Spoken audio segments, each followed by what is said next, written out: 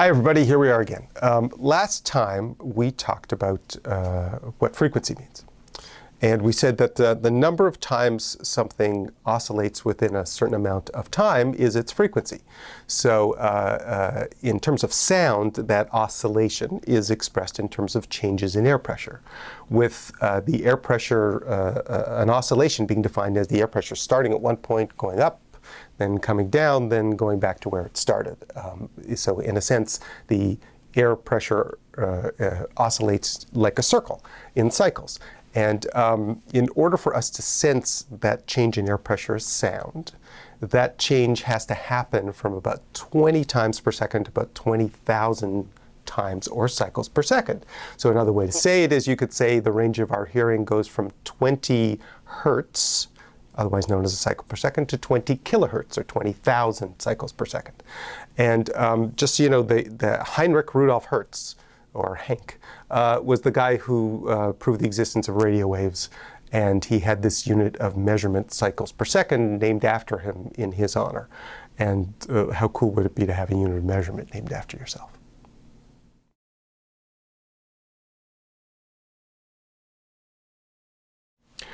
All right, now you might ask, how does this relate to loudness and why am I telling you all of this? Well, it turns out that our hearing is not equally sensitive to all frequencies. So that even though you may have a bunch of different frequencies and they all meter to be exactly the same on whatever meters you use, we don't perceive them at the same loudness.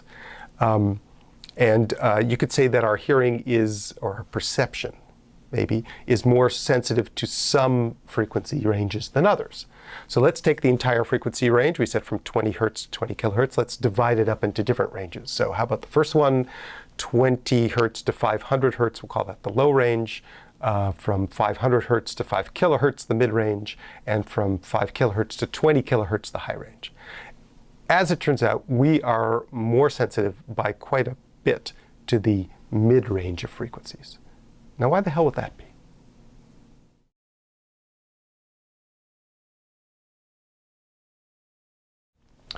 When it comes to our senses, you have to consider what they're for. So in the case of hearing, I would argue that the most important function of hearing is for communication, and that the most important form of communication is speech.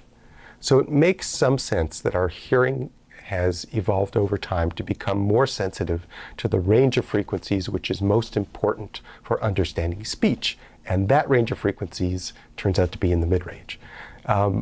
You can think about a telephone.